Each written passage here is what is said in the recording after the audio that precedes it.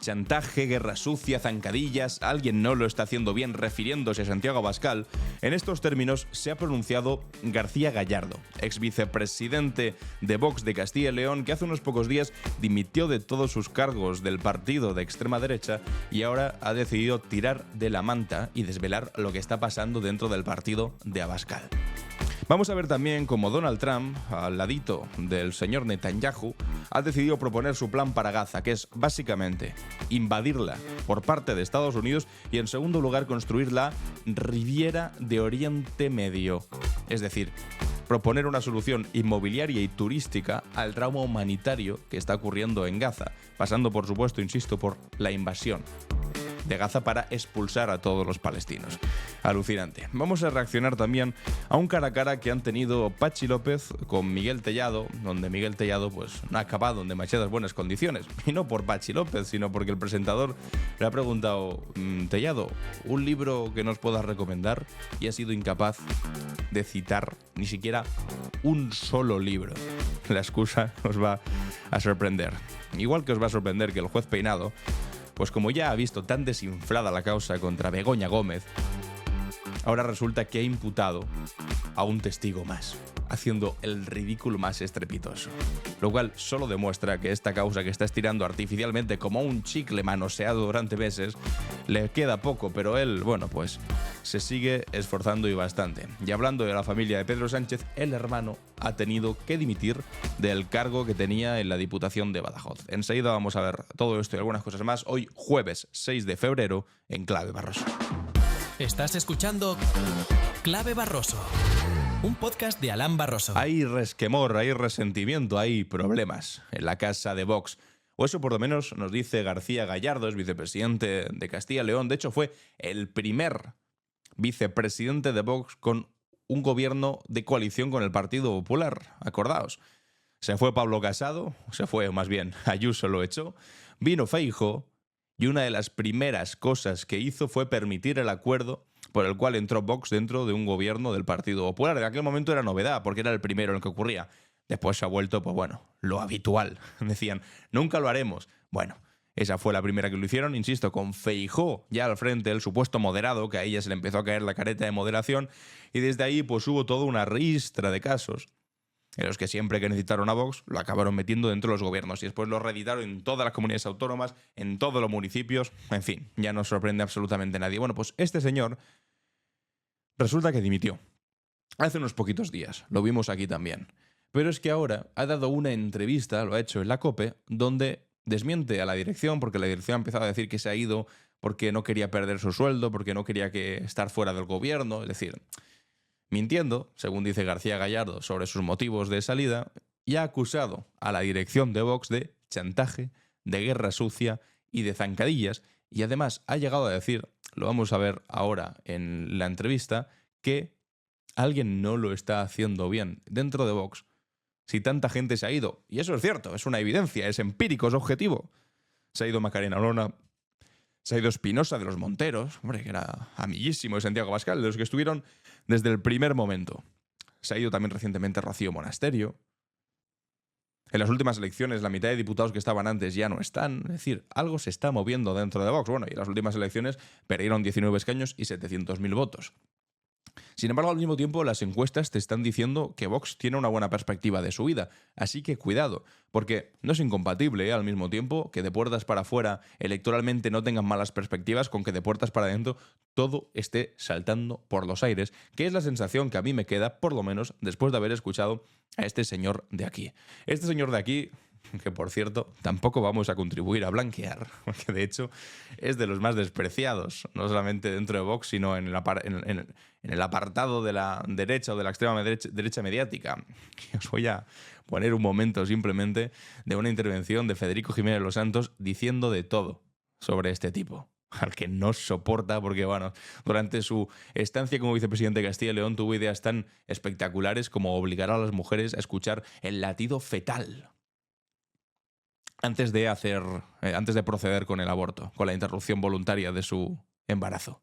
Cosa que evidentemente no salió adelante, pero bueno, eso mejor lo explicará ahora Federico Jiménez Los Santos, que le tiene una rabia espectacular. Pero primero vamos a ver qué es lo que dice de las dimisiones, no solo de la suya, sino de todas las que hay a su alrededor.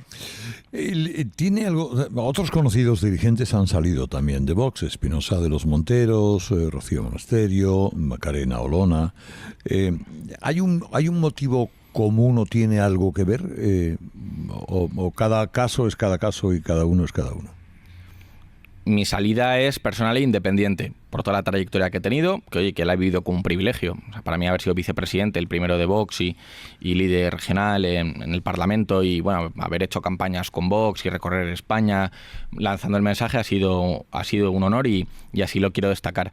Pero por otro lado he tenido que vivir algunas situaciones dantescas, que tampoco era ingenuo al entrar y que me imaginaba que sucederían de un modo u otro, pero no a ese nivel. Han tenido que vivir situaciones dantescas. Justo antes de la entrevista, no os la voy a poner toda para no aburriros, pero básicamente cuenta como, bueno, pues no se le tenía en cuenta en decisiones, le pasaban por encima. Yo también. ¡Ostras! Me he sorprendido. No puede ser, García Gallardo, esto que me cuentas. Me estás diciendo que en un partido en el que cada vez que tienen la oportunidad de alabar la dictadura de Franco, lo hacen. Cada vez que tienen la posibilidad de reivindicar la dictadura, la reivindican. Cada vez que pueden despreciar la democracia, la desprecian. Cada vez que se pueden meter con la memoria histórica, lo hacen. Va a resultar que al final, a la interna y no solamente hacia afuera, también tienen comportamientos propios de dictadores. No me lo puedo creer. Que falta democracia interna en un partido que también se dedica a despreciar la democracia, no internamente, sino hacia afuera. No me lo puedo creer. No me lo puedo creer, de verdad. Hay que ser muy ingenuo para quejarse de que no se me tenía en cuenta cuando estabas en un partido que se caracteriza por hacia afuera defender medidas y posturas, sobre todo históricas, que tienen poco o nada que ver con la democracia. Pues es normal que cuando mandan unos que no son los de tu facción, por eso es tan bonita la democracia y un Estado de Derecho, porque incluso cuando tú no mandas tienes la libertad o la capacidad de influir en la dirección del Estado, de las cosas. Sin embargo, una dictadura no. Cuando tú pierdes, te cae encima el mazazo del poder en ese momento y te quedas completamente arrasado. ¿Qué es lo que le ha pasado a este tipo que ha estado en contra, que está contra de la dirección de Santiago Abascal o de Ignacio Garriga, el secretario general, porque no le gusta cómo hacen las cosas dentro de Vox y no tiene posibilidad alguna de mantener una posición dentro? Y se tiene que comer con patatas o su posición o pirarse del partido, que es lo que ha terminado haciendo. Me hacía gracia también al principio, como decía, estoy muy agradecido con todas las cosas que hemos podido hacer. Hombre, estará muy agradecido porque te la pasa muy bien y porque has cobrado un buen dinero. Pero aquí la pregunta fundamental es si los ciudadanos de Castilla y León están agradecidos con tu labor. Y a ver, seamos claros, seamos sinceros, ahora escuchamos qué tiene que decir sobre el resto de gente que ha dimitido, pero las responsabilidades que ha tenido este señor, ¿sabéis cuántas han sido? 0. ¿Por qué? Porque le dieron vicepresidencia de Castilla y León y ya está. Me diréis, ¿cómo que ya está? No, el vicepresidente es importante. Bueno, sí, es importante lo simbólico. Pero por lo general, un vicepresidente tiene asociado, pues yo qué sé, vicepresidencia económica. Como en el gobierno de España, por ejemplo, que había una vicepresidencia económica, había una vicepresidencia de trabajo, otra vicepresidencia de transición ecológica y reto demográfico. No sé, algo así. Pero en este caso no. Era una vicepresidencia sin cargo asociado. Es decir, ¿qué gestionaba? ¿La economía? No. ¿La ganadería? Tampoco. ¿Gestionaba el trabajo? No. ¿La sanidad? No. No gestionaba nada. Tenía el cargo de vicepresidente y si iba de aquí para allá, pues bueno, y ya está, haciendo y diciendo soy vicepresidente, pero sin poder concretarse en absolutamente nada. Era un cargo, pues un poco de decoración, del que, por supuesto, bueno, estaba muy agradecido. Entonces, mi decisión es personal y desde luego no está coordinada ni consensuada con la de nadie más. Pero, dicho lo cual, algo pasa en Vox cuando no se cuida el capital humano, cuando no se cuidan los recursos humanos, cuando tenemos los parlamentos divididos entre facciones, cuando hay un goteo de dimisiones. Hay alguien ahí que no está haciendo bien las cosas. Igual hay alguien ahí que no está haciendo bien las cosas. Evidentemente se refiere a la dirección. No va a ser el que limpia, el que está haciendo mal las cosas. Será alguien que está al frente de la dirección. ¿Y quién está al frente de la dirección, amigos? Pues Santiago Abascal, Ignacio Garriga, pues los que ya conocemos, los que, por cierto, el otro día nos enteramos de que Abascal pues, le estaba enchufando a la mujer dentro de un chiringuito próximo a Vox en el que estaba cobrando 60.000 euros al año, que es que todo fantástico. ¿Alguien estará haciendo algo mal? Pues seguramente sí, amigo. No tiene la preparación para el cargo que tiene. No tiene la preparación para el cargo que tiene. Como os decía, están las cosas calentitas dentro de Vox ahora mismo. Evidentemente se está refiriendo o a Santiago Abascal, a Ignacio Garriga o a la gente del entorno de Abascal, de la elección, de la máxima confianza, vaya. Igual el sistema no funciona, que es una de las cosas que yo analicé en mi primer informe, que es que estructuralmente, incluso con las mejores intenciones, no iba a ir bien. Y no funciona. Un partido que tiene admiración por la dictadura y que funciona también internamente como si fuese una dictadura, en este caso de Abascal, no funciona. Por estructuralmente es imposible que funcione. Vaya, no me lo puedo creer. Un partido que funciona de manera dictatorial en una democracia le cuesta un poco funcionar internamente. Yo, desde luego, le animo a la dirección del partido a que analice, porque nuestros socios en otros lugares están teniendo éxito electoral y aquí parece que nos damos con un canto en los dientes con sacar un 15%. Bueno, pues esta es la conclusión fundamental, es verdad. Cuando dice nuestros socios les está yendo muy bien, pues se refiere a toda la extrema derecha mundial, que es verdad que está viendo ahora una ola de reacción en todo el mundo, de extrema derecha, donde le está yendo muy bien a Trump, le ha ido muy bien a Le Pen, le ha ido muy bien a Meloni, hombre, también como que gobierna, que es primera ministra, a Víctor Orbán. La extrema derecha mundial está en un momento muy bueno. Sin embargo, en España, y siempre lo digo, tenemos la suerte, incluso el orgullo nacional, me gustaría decir, de tener la extrema derecha más torpe, no solamente de toda Europa, sino de todo el mundo en general. Y eso ha producido pues que tengamos una extrema derecha, que se alegra con tener entre un 12 y un 15%. A pesar de que en otros países pues han superado a la derecha tradicional, a sus partidos populares respectivos, y están siendo primeras o segundas fuerzas. Sin embargo, aquí en España pues se contentan con eso, con el 12-15%. ¿Por qué? Bueno, pues porque tenemos unas extremas derechas más torpes y todo lo que hacen lo hacen mal. Oye, y no te pienses tampoco, Gallardo, que tú estás, fuera de esa ecuación o que te eximes de responsabilidad. No, tú también eres representante, uno de los mejores representantes de esa torpeza extraordinaria de la extrema derecha española. Si no, acordaos de que este tipo, mientras era vicepresidente de Castilla y León, además de proponer cosas completamente delirantes como lo del latido fetal y demás, que ahora vamos a hablar sobre eso, resulta que el tipo se dedicaba a irse a manifestaciones delante de Ferraz a gritar moros fuera y cosas de este estilo. Es decir, si hay alguien torpe dentro del partido, eras tú también, que ahora parece que el tipo se está lavando las manos diciendo no tengo nada que ver con esa torpeza. Bueno, fíjate si debe ser torpe, que hasta Federico Jiménez Los Santos te retrató de esta manera. Federico, que no es seguramente precisamente alguien socialcomunista, que tiene la lengua muy rápida a la hora de pronunciar el concepto socialcomunista. No creo que se lo podáis decir a Federico. Atención. Ayer tuve la paciencia de ver la entrevista, mejor dicho, la agresión de este mendrugo que puso Vox en Castilla y León, porque era lo que tenía. Este mendrugo. Ana Rosa, pero con un desprecio. Parecían los primeros momentos de Vox cuando creían que podían mandar sobre los medios. Y nos montaban unos pollos morrocotudos, a los que antes de que naciera toda esta gentuza ya estábamos jugándonos el puesto de trabajo y más cosas, metiéndonos con la ETA, con el PSOE, con los comunistas, etcétera. Y viene ahora un joven majaderín que en su puñetera vida ha hecho nada, más que ser pasante de algún bufete de provincias. Bueno, vamos a hablar de esto. Ser pasante de un bufete de provincias, un joven majaderil y otros insultos que le va a propinar después el señor Federico Jiménez Los Santos, lo acabamos de ver, pero que sin embargo no enfadan tanto al señor García Gallardo, a no ser que vengan en forma de coplilla. ¿Por qué digo esto? Bueno, siempre lo recuerdo, siempre que hablo de García Gallardo, pero resulta que estos que están todo el día diciendo que la izquierda y los progres somos tan ofendiditos, que somos la generación de cristal, que lloramos por todo, que no sabemos hacer chistes, que no aceptamos chistes y que ya no se puede hablar sobre nada, resulta que viene un humorista de Burgos, hace unas coplillas satíricas sobre García Gallardo y ¿sabéis qué hizo este señor? Se fue corriendo, decía Federico Jiménez antes, pasante de un bufete de abogados de provincias. Bueno, pues se fue corriendo al bufete de abogados de provincias de su padre y lo que hizo fue interponer una denuncia contra un humorista por haber hecho unas coplillas satíricas sobre él. Es que de verdad que la escena siempre me parece graciosísima, de no puede ser, hay un humorista que se ha metido conmigo, papá, denunciémoslo, por supuesto, hijo mío, vamos a denunciarlo. Bueno, pues ¿sabéis por qué le denunció? Porque las coplillas satíricas se decían cosas como gilipuertas de abogado mediocre y respecto a esta tontería de hacer la ecografía en 4D y ver el latido del feto para permitir el aborto y demás, pues le llamaron lerdo ecográficamente. en 4D. Inútil, jeta, zángano, miserable, bueno, en fin, mameluco fascista. Bueno, pues como no tolera...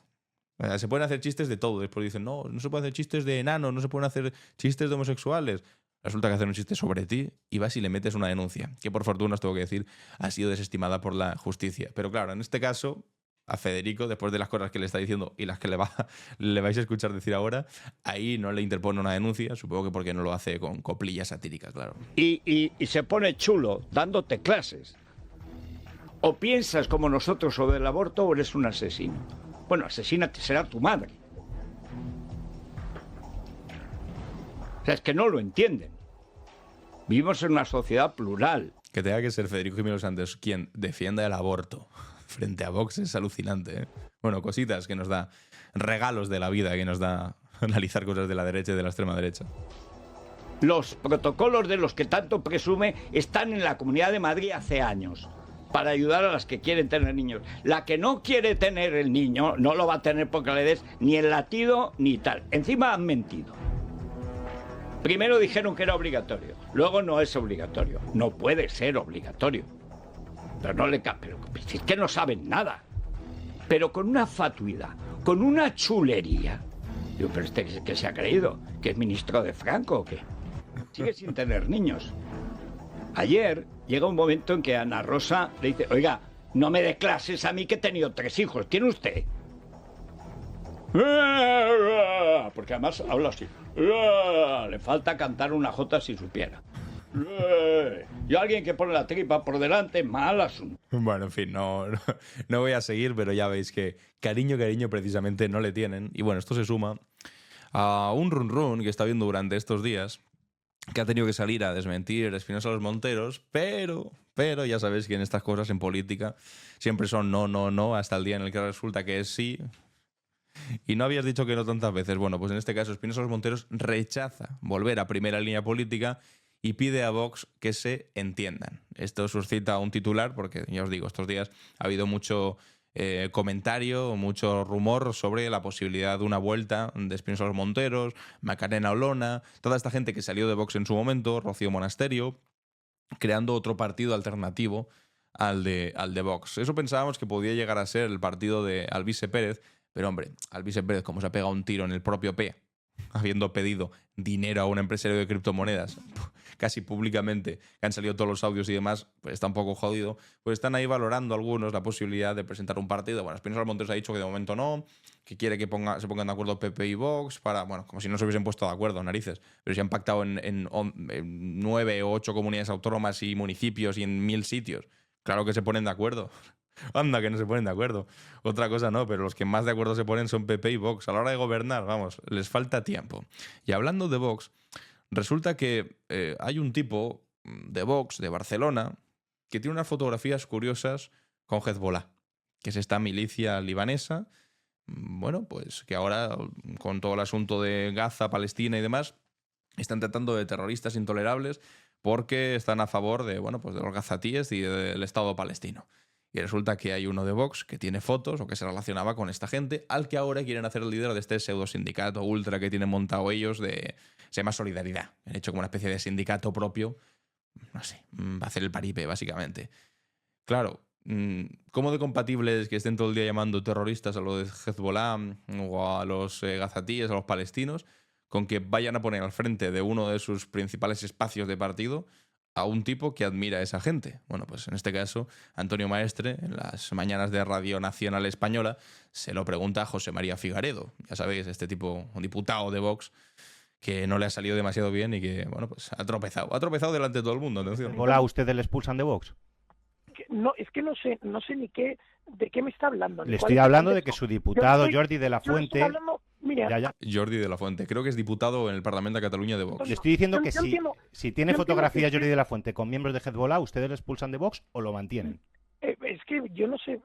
Bueno, usted saque las fotografías que quiera y ¿pero se comprometen ustedes a expulsarle? No, yo no me comprometo. Yo no me comprometo ni me descomprometo, pero esto... No, perdón. Es que usted está tratando de defender la UNRWA. No, le estoy diciendo que usted tiene un diputado que se ha reunido con Hezbollah. pero es que lo que yo le agradecería a usted es que esto lo publique. Ya está publicado, y en su caso, está publicado, señor Figaredo. Es verdad que está publicado. Está publicado. Vamos a ir Pero que acabando. está publicado. Antonio, Está Antonio, publicado. vamos ya a ir acabando. Señor Figaredo, por favor, acabe, Claro. que se nos acaba el tiempo. No, ¿cuál es la pregunta? No, Sí, pues le estoy preguntando que si ustedes expulsarían a Jordi de la Fuente si le muestro ahora mismo, luego ahora en redes sociales, una foto de su diputado Jordi de la Fuente con miembros de Hezbollah en Líbano. si se prueba que un miembro de Vox ha negociado con un terrorista, evidentemente ese miembro de Vox sería expulsado, pero es que su premisa de partida es: ¿y si le digo? ¿Y si existe? No, es que bueno, no se preocupe, que le voy a enseñar las fotografías y se las voy a poner y se las voy a enseñar también a Josep Cuní. Bueno, pues efectivamente las fotografías existen. Es este hombre de aquí, lo publicaron en La Marea, de hecho, en el 2021, Maestre y Miquel Ramos, el asesor neonazi de Ignacio Garriga Vox y admirador de Hezbollah. Jordi de la Fuente, secretario de organización de Vox en Barcelona y hombre de confianza, Ignacio Garrigo, fue un destacado miembro del partido nazifascista MSR, Movimiento Social Republicano. La defensa de Israel y el sionismo de Vox choca con la simpatía de este cargo por Hezbollah, uno de sus principales enemigos. Y aquí lo veis, a Jordi de la Fuente con el emblema de Hezbollah en su chaqueta. Y de hecho, pues tiene más fotografías. Lo podéis ver aquí. Aquí tiene la foto de su compañero Jordi La Fuente en el Líbano con gente de Hezbollah, además en el Líbano. Dice, ¿cuándo dices que lo expulsáis de Vox? Hombre, la verdad es que le ha puesto en un compromiso grande, aquí lo podéis ver en el Líbano, le ha puesto en un compromiso grande a Vox y a José María Figaredo, sobre todo porque dice, si se demuestra que tiene fotografías con terroristas. Claro, si han llamado tanto a Hezbollah terroristas, pues ahora se entiende, ¿no?, que tendrá que cumplir su palabra. Bueno, lo dudo que lo vayan a hacer, porque otra cosa no, pero mentirosos un rato. Pero bueno, esto sí que ilustra el grado de discrepancia, el grado de... discrepancia, no, de incoherencia o de incapacidad directamente, como decía García Gallardo, que hay ahora mismo en el partido de extrema derecha. Y hablando de incapacidad, vamos a ver el Tellado, porque como os decía, ha habido un cara a cara entre Miguel Tellado y Patxi López, dos portavoces del Partido Popular y del Partido Socialista, y resulta que había un momento ridiculísimo en el que le preguntan sobre un libro. Pero eso lo voy a dejar un poco más para adelante. Vamos a ver primero el repaso que le ha dado Patxi López al señor Tellado, que a ver, tampoco es lo más difícil del mundo, porque Tellado el pobre... De hecho, daos cuenta que antes lo estaban sacando más. Cada semana teníamos una polémica con Tellado, ahora lo esconden bastante, porque ya saben que cada vez que abre la boca el pobre... Ostras, es que no da de sí, ¿eh? De verdad, que es tremendo lo de Tellado. Pero en este caso, pues bueno, lo han sacado a pasear y no les ha ido muy bien. Primero esta parte, vamos allá. Y ahora vamos con lo del libro. Y en España, con la existencia de la banda terrorista ETA, todos decíamos algo nítidamente. Al mundo que daba apoyo a la banda terrorista. Lo resumió perfectamente Alfredo Pérez Rubalcaba. O bombas o votos. Si queréis existir y hacer política, le decíamos a ese mundo, condenar y apartaros de la violencia y hacer política con las herramientas de la política, que es lo que sucede ahora. Espera, ya antes decía, voy a poner un ejemplo más personal de cómo los socialistas, cuando estamos en la oposición, sí pactamos esas esferas de sentido de Estado. Aznar abrió un proceso de diálogo con ETA y mandó a negociar y a dialogar con ETA a Javier Zarzalejos, a Martínez Flusá, secretario de Estado de Interior, llevó hasta un obispo de mediador. El Partido Socialista siempre estuvo detrás del gobierno. Siempre. Cuando Zapatero abrió un proceso de paz, que fue el que acabó con la violencia de ETA, yo me reuní con Batasuna. ¿Vosotros estuvisteis detrás? No, me llevasteis a los tribunales. Esa es la diferencia. Que nosotros sabemos que hay cosas que tienen sentido de Estado y que hay que estar con el gobierno y que a vosotros os da igual todo, con tal de atacar a los socialistas cuando estamos gobernando. Hombre, duro. Ha sido duro en la declaración, pero al mismo tiempo completamente cierta, contundente también. ¿Han estado alguna vez por algún tipo de política de reconciliación o de Estado frente al no? Simplemente han sacado y han hablado y han puesto en su boca ETA para hacer política, incluso hoy en día, ¿eh? Incluso con las víctimas de ETA, pidiéndoles que por favor lo dejen de hacer. Recuerdo a Consuelo Ordóñez, hermana de Gregorio Ordóñez, diciéndole a Ayuso, por favor deja de utilizar el que te bote chapote porque es el asesino de su hermano. No hacían ni maldito caso. Se llena la boca de defensa de las víctimas, defensa de los familiares, defensa de... Pero cuando los familiares y las víctimas le hablaban, les entraba por un oído y les salía por el otro, siempre y cuando pudiesen seguir utilizando esas chorradas como el que te bote chapote para intentar hacer política contra el gobierno. Porque nunca se pusieron al lado del gobierno para este tipo de cosas. Siempre se pusieron en el lugar que consideraban que les podía reportar más votos. Poco más que eso. Pero bueno, vamos al momento Tellado, lo ha compartido aquí Jesús Cintora. Dice, el señor diputado fue incapaz de citar un libro que haya leído y le haya influido. Miguel Tellado, portavoz del PP en el Congreso, se declaró desconectado de la materia. Bueno, atención. Un libro que siempre preguntamos que hayáis leído, que os haya influenciado, pues bueno, para vuestra forma de ser, de estar en política. Un libro que se te ocurra. Lamentablemente llevo tan desconectados los libros desde que soy portavoz que ya ni acumulo libros en la mesilla porque es una renuncia absoluta en estos momentos. Pero esto qué es, no podrías haber, yo qué sé, recordado un libro de hace 10 años o un libro de, no sé, de tu juventud o de cuando no eras portavoz. No llevas siendo portavoz 47 años, Tellado. De hecho, llevas siendo portavoz, ¿cuánto llevas siendo portavoz? ¿1 año y medio? ¿2? No llevas tanto como para decir que no lees libros. O sea, que ahora no te dé mucho tiempo. Fantástico. Aunque bueno, este tiene vacaciones como todo el mundo. Puede leer su libro antes de acostarse. Pero bueno, en fin, que lo entiendo, ¿eh? Que la vida te pase por encima, que no tengas tiempo para leer. Vale, está bien. Pero hombre, Tellado, que tampoco eres aquí, yo qué sé, un trabajador que llega a casa reventado todos los días porque está en la fábrica. Quiero decir, tu trabajo es intelectual. Se entiende, va, se entiende. Intelectual, quiero decir. Es un trabajo que se realiza en principio con el cerebro. Iba a decir con la cabeza, pero claro, lo podría ser confundido con el embestir, porque con la cabeza también podría embestir. En muchos casos, esta gente que tiene alrededor Feijóo utiliza más la cabeza para embestir que para pensar, pero no, en principio el trabajo de un portavoz es intelectual, de reflexión, es de hablar, es de expresar. Esto se hace pues con la cabeza, hijo mío, ¿qué quieres?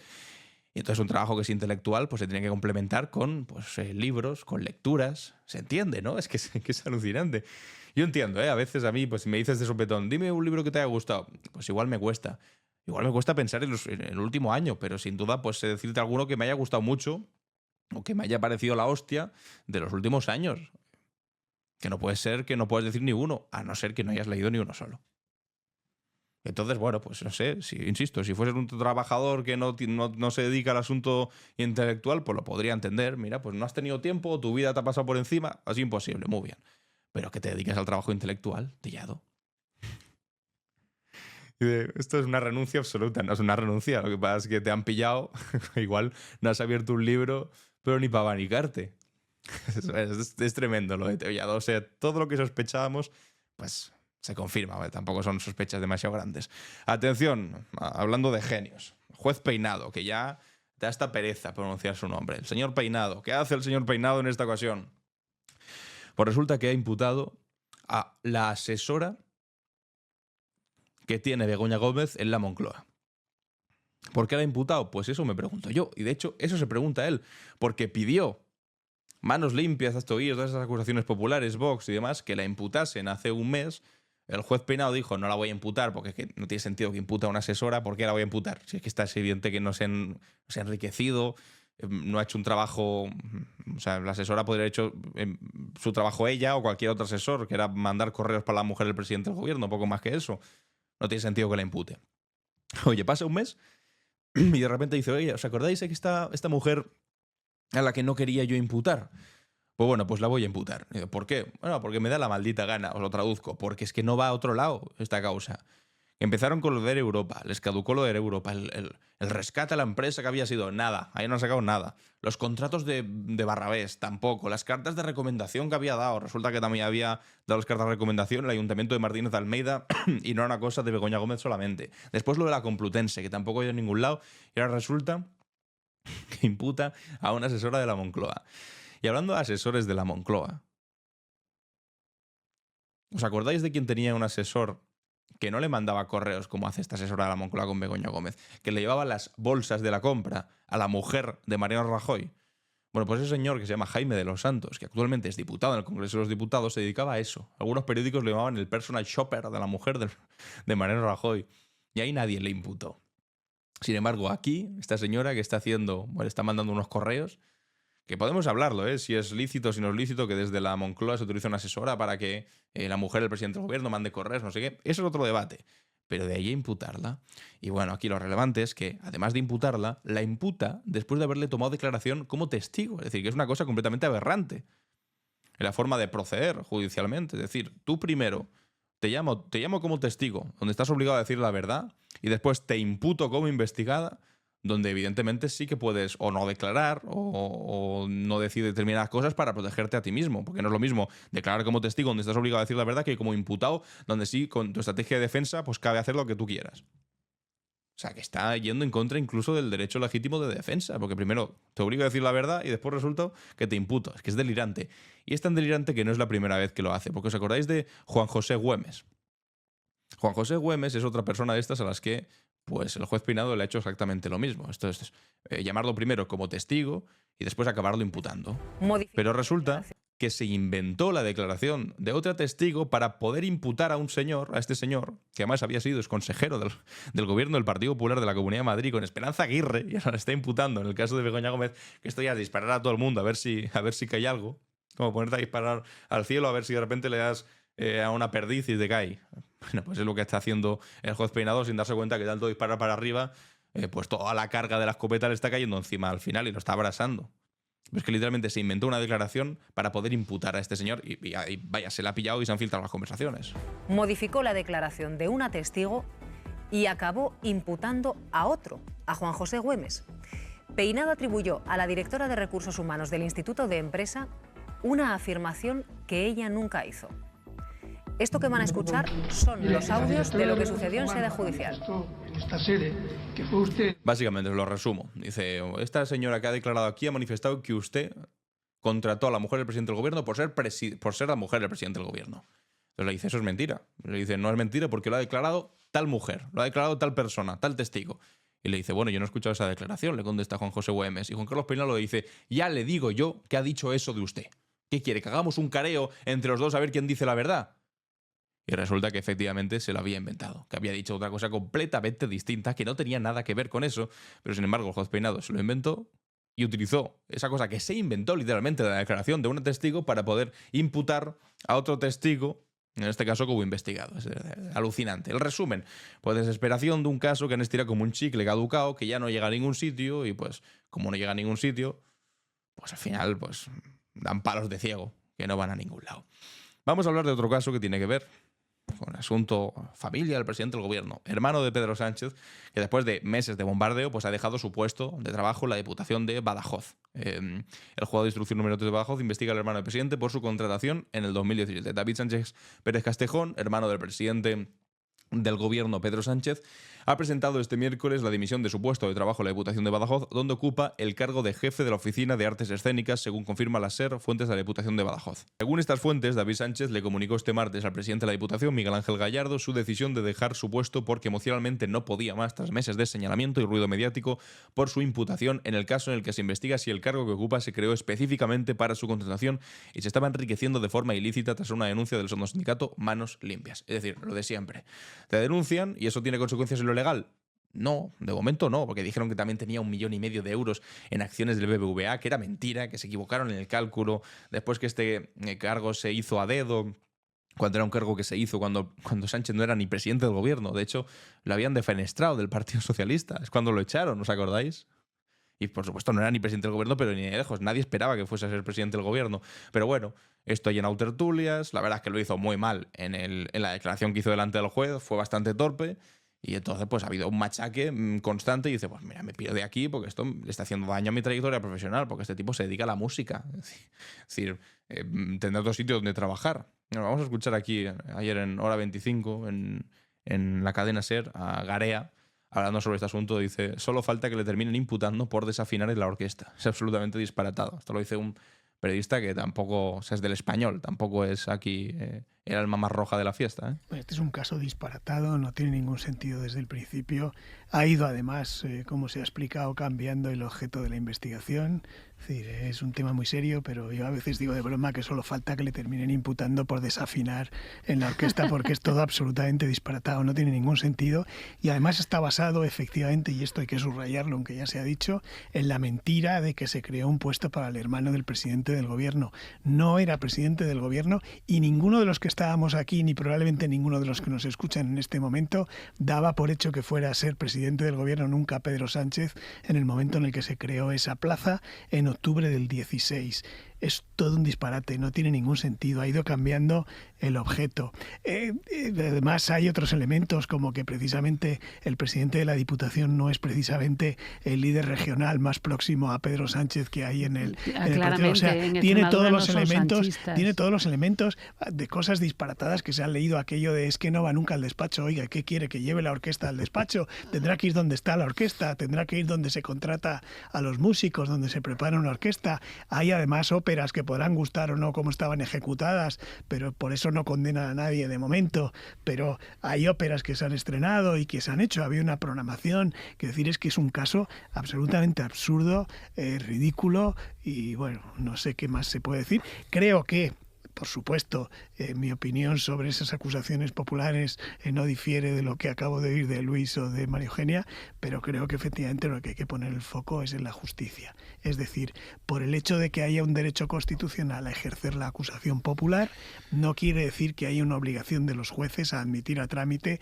todo lo que presentan esas acusaciones populares, y creo que ahí está más el problema que en legislar para cambiar esas acusaciones. Sí, pero sin embargo ocurre, y tanto que ocurre, y eso tiene consecuencias. Bueno, para empezar, que el hermano acabó dimitiendo de ese puesto de trabajo y dice, ahí os quedáis, ahí os quedáis. Conseguido. Una vez más, el objetivo era judicial, no, el objetivo era mediático, y lo han conseguido, desde luego que lo han conseguido. Y ahora vamos con la parte grave, lo que os decía, Donald Trump, Netanyahu, Gaza, el delirio más grande que he escuchado. Vamos con la clave internacional. ¿Qué pasa en el mundo? La clave internacional. Se podría hablar directamente de limpieza étnica. O si no, explicadme cómo se puede definir que salga el presidente de los Estados Unidos y en rueda de prensa, junto a Netanyahu, un Netanyahu claramente alegre, muy contento, eso lo podéis ver aquí esbozando una pequeña sonrisa de clara alegría, se planta delante de un montón de periodistas y plantea su solución definitiva a lo que ocurre en Gaza. Lo que ocurre en Gaza, dice, no, es que resulta que Gaza es un sitio destrozado, dice, a demolition site, un sitio de demolición. Ah, no, parece que sea un sitio de demolición porque hicieron los edificios con muy malos materiales. Por supuesto se le olvida de quién es culpa que ese sitio sea un sitio de demolición, que es precisamente del que tiene a su maldito lado, que es quien ha estado bombardeando durante meses, durante más de un año, incesantemente a la población civil, a casas, a viviendas, y no solo, sino también a hospitales, a colegios, a escuelas, a universidades, a mezquitas, incluso campos de refugiados o incluso convoys de organizaciones no gubernamentales, de ONGs, que están ayudando en el territorio.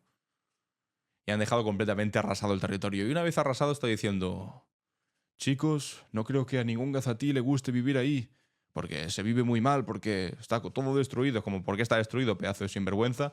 Y entonces añade, y por lo tanto la mejor solución será, primero, que los Estados Unidos tomen el sitio, así de claro, saltándose todos los convenios internacionales, toda la legislación internacional, todos los acuerdos de Naciones Unidas, se los salta, que Estados Unidos entre ahí, increíble, que desaloje a los 2 millones de gazatíes que viven, que los envíen a Jordania y a Egipto, es decir, que limpien completamente étnicamente de palestinos la franja de Gaza, que los expulsen a todos, una segunda Nakba, y que después ahí lo que vayan a hacer sea promoción turística. Y esto no es broma, lo ha dicho así de claro. El plan de Trump y Netanyahu para convertir Gaza en la Riviera de Oriente Medio, se quedan tan anchos. Plantean la solución a un problema histórico de colonización del territorio palestino, ahora también del gazatí, en un asunto inmobiliario. No, todo esto lo limpiaremos porque está un poco roto y haremos una Riviera de Oriente Próximo, de Oriente Medio, donde habrá ciudadanos de todo el mundo que podrán descansar, no sé qué, no sé cuántos, básicamente planteándote que encima de los cadáveres de 50.000 personas asesinadas van a construir hoteles de 5 estrellas, van a construir campos de golf, van a construir sobre los campos de refugiados paseos para que la clase rica internacional pueda andar por un sitio que antes fue de terror y ahora convertirán pues en una especie de PortAventura de Disneyland París para aquellos que tengan la conciencia completamente podrida y ganas de hacer pasta en ese sitio, pues construyendo, como dice, la Ribera de Oriente Medio. Esto evidentemente ha producido el desencanto y el reproche de todos los países del mundo, también de todos los de la Unión Europea, pero también os digo una cosa. No basta el reproche sin la acción. Que es algo que a la Unión Europea le encanta. ¡Oh, no! ¡Qué mal nos parece esto que hace Trump! ¿Vas a hacer algo? No. Te quedarás de brazos cruzados como un auténtico pelele viendo qué es lo que hace este señor. Es la actitud más vergonzosa posible. El que ya es como la reivindicación abierta de básicamente la limpieza étnica en Palestina. O sea, no es como escondiéndose. No, lo que hemos hecho no es limpieza étnica, no queremos cargarnos a toda la gente de Gaza o sacarla de ahí para hacernos con el territorio, no. Es literalmente reivindicarlo y además ir un paso más y decir, no solamente es que queramos hacer esto, sino que lo queremos convertir todo en hoteles. Es una cosa asquerosa. Con 50.000 muertos. La mayor parte de ellos niños y mujeres. Una población civil a la que se le ha negado el agua corriente, la comida, que ya han soportando bombardeos constantes. No hay nadie que no esté traumatizado ahí o que tenga familiares, amigos, que se cuenten no por uno, por dos, sino por decenas y decenas que hayan muerto. Y la comunidad internacional dice, ay no, qué mal esto. ¿Cómo que qué mal esto? Se le tiene que parar los pies a este pedazo de sinvergüenza. A este matón. Que le siguen, bueno, los pasos, el resto de matones, como Javier Milei, que ha seguido los pasos de Trump y ha retirado a Argentina, esto es la nueva moda dentro de la extrema derecha internacional, de la Organización Mundial de la Salud, porque dice que se sustentan profundas diferencias de gestión sanitaria, en especial durante la pandemia. Esta ha sido la carta, el comunicado oficial de Javier Milei. Se retira Argentina a la Organización Mundial de la Salud. Fin. Ciudad de Buenos Aires, 5 de febrero, la oficina del presidente informa que el presidente Javier Milei ha tomado la decisión de retirar a la República Argentina de la Organización Mundial de la Salud. Por la gestión que hubo en la pandemia del COVID, bla, bla, bla, bla, bla. Promovió cuarentenas eternas sin sustento científico. A pesar de todos los informes científicos que te dicen que evidentemente una enfermedad que se transmite por el aire, que es contagiosa, se restringe con la poca movilidad social, que es una cosa que es evidente. Y que en países como China, que fue donde salió, y que también al mismo tiempo consiguieron controlar los primeros, fueron con ese tipo de medidas, de restricciones sociales, de no poder salir acá. Pero bueno, ellos dicen que no, la libertad también es libertad de poder contagiarte.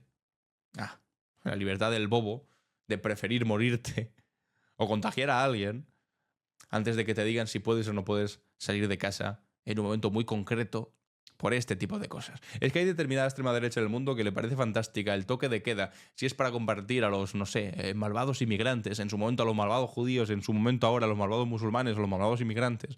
Esos toques de queda propios de dictadura les encantan, pero ojo, como sea por una cuestión sanitaria, para intentar salvar vidas. No yendo contra el más desfavorecido, sino yendo en contra de un virus que nos toma a todos por igual. Entonces les parece fatal. Y bueno, pues se salen de la OMS. Están como en este delirio conspiranoico que salió de las redes sociales y directamente se ha trasladado a la dirección de un gobierno nacional, en este caso de Argentina y de Estados Unidos, que salen los dos de la Organización Mundial de la Salud y se quedan tan anchos. Vamos hacia un mundo verdaderamente terrorífico. Terrorífico. ¿Qué os voy a decir? En fin, hasta aquí el Clave Internacional y ahora vamos con nuestra cápsula del tiempo. ¿Qué es lo que ocurrió un día como hoy? La cápsula del tiempo. En Clave Barroso. Iniciamos esta cápsula del tiempo un 6 de febrero de 1919, cuando Barcelona, justo el día antes, se preparaba para ser testigo de uno de los acontecimientos más significativos en la historia del movimiento obrero español, la huelga de la Canadiense. Lo que comenzó como un conflicto laboral en una empresa de electricidad se convertiría en una demostración sin precedentes del poder de la clase trabajadora organizada, marcando un antes y un después en la historia social de España. La chispa que encendió esta histórica huelga fue aparentemente modesta. La empresa Barcelona Traction Light and Power Company, conocida popularmente por ser sus dueños de Canadá como la canadiense, decidió recortar los salarios de varios empleados de la sección de facturación y modificar sus condiciones laborales, convirtiéndolos en trabajadores temporales. La respuesta de los trabajadores organizados bajo la bandera de la CNT fue contundente y su impacto se extendería mucho más allá de los muros de esa predicha compañía. En cuestión de unos pocos días, la huelga se propagó como un reguero de pólvora. La solidaridad obrera se manifestó con toda su fuerza. Primero se unieron los trabajadores de otras secciones de la propia canadiense, luego los de otras empresas eléctricas y finalmente prácticamente todos los sectores industriales de Barcelona. La ciudad se encontró paralizada, las fábricas se detuvieron, las calles se quedaron a oscuras y los tranvías dejaron de circular. La ciudad industrial más importante de España se encontró de repente sumida en una oscuridad que iluminaba paradójicamente el poder de la clase trabajadora unida. Lo más notable de esta huelga fue su organización. Bajo el liderazgo de Salvador Seguí, conocido como Alnoy del Sucre, la CNT demostró una capacidad organizativa extraordinaria. Se establecieron comités de huelga en cada barrio, se organizaron ollas populares para alimentar a las familias de los huelguistas, que claro, no cobraban, no entraba el dinero en casa, y se mantuvieron servicios mínimos en hospitales y en otros servicios esenciales.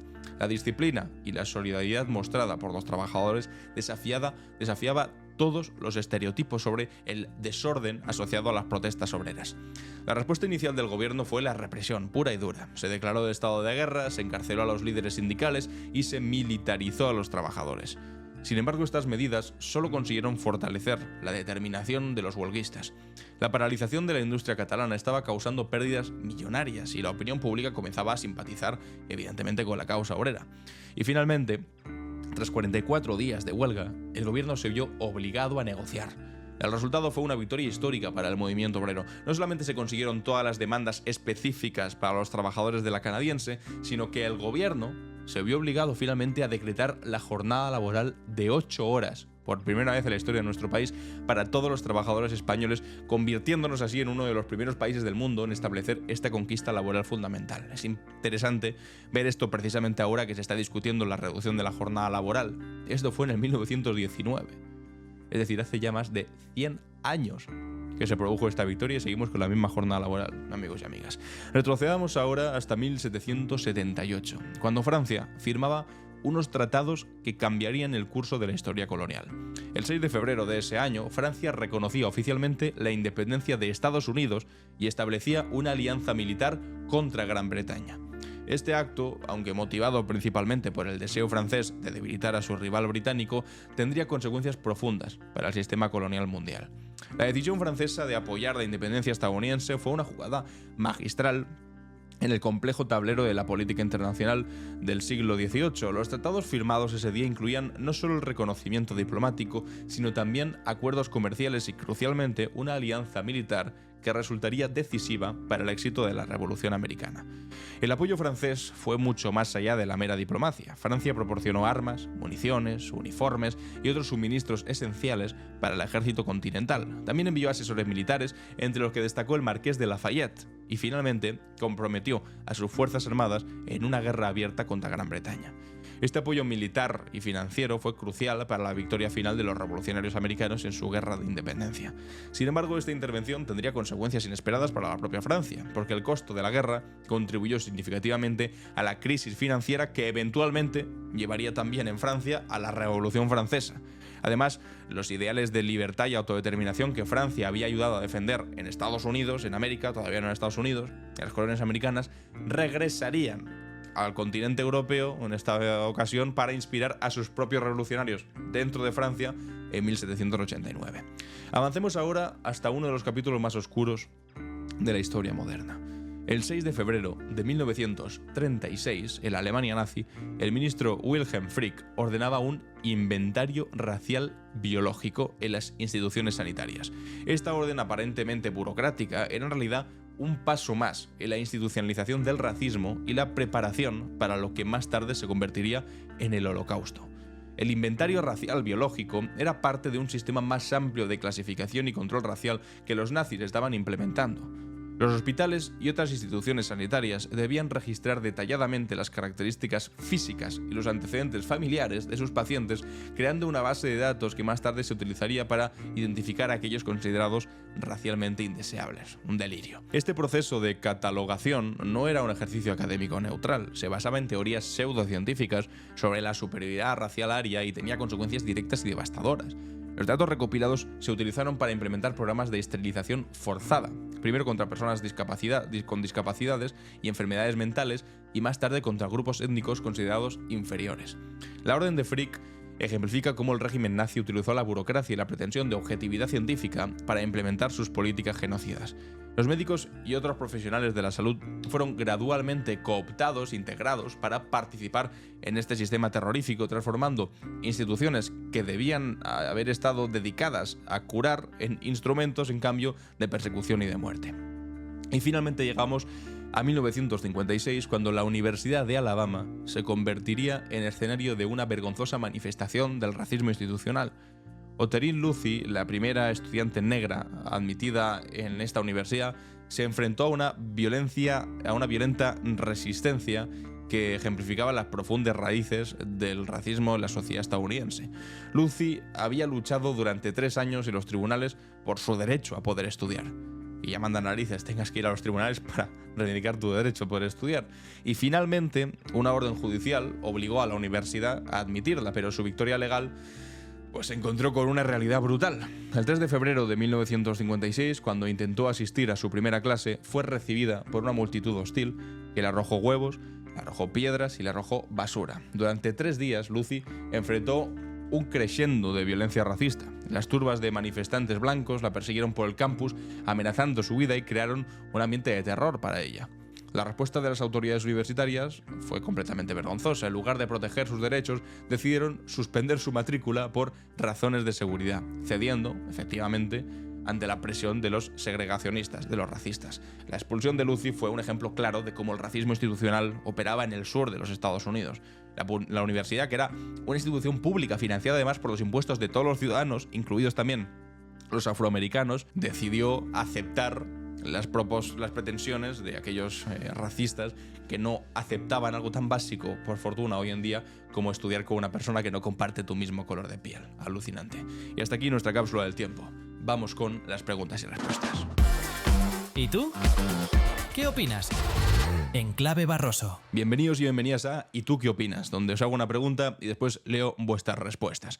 En el día de ayer no, porque no hubo capítulo, fue un día de descanso. En el día de anteayer, donde cumplimos 100 capítulos ya, el de hoy es el 101, me dice aquí Sonia: Alan, felicidades por esos 100 en Clave Barroso y a seguir por otros 100 más y los que vengan. Muchas gracias, Sonia.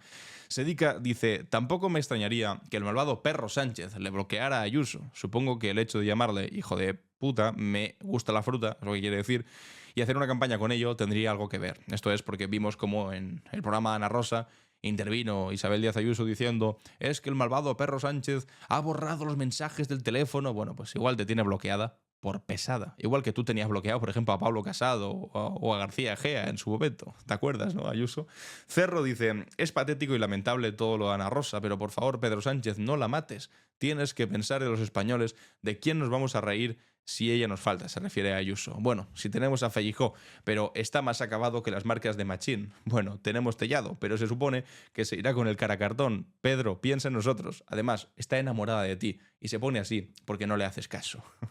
Bart Films dice: lo de Ayuso, en el programa al principio he pensado que vaya manera de hundirse con chorradas. Luego he visto a un conocido compartiendo en Facebook que Pedro Sánchez es peligroso porque borra los móviles de los oponentes.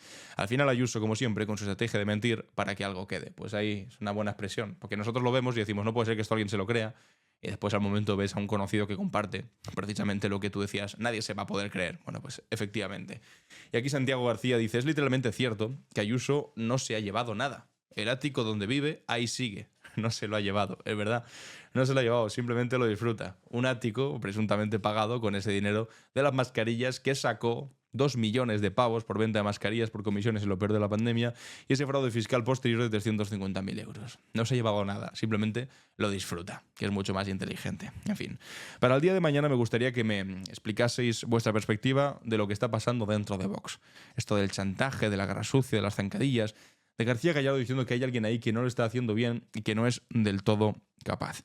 Y también sobre el resto de cosas, pues son interesantes, tanto desde Miguel Tellado haciendo el ridículo como la barbaridad de Donald Trump. Ya sabéis, ponéis una R, 2 puntos y en el próximo capítulo leo vuestras respuestas. Y hasta aquí llega el capítulo de hoy, jueves 6 de febrero. Yo soy Alan Barroso y esto ha sido Clave Barroso.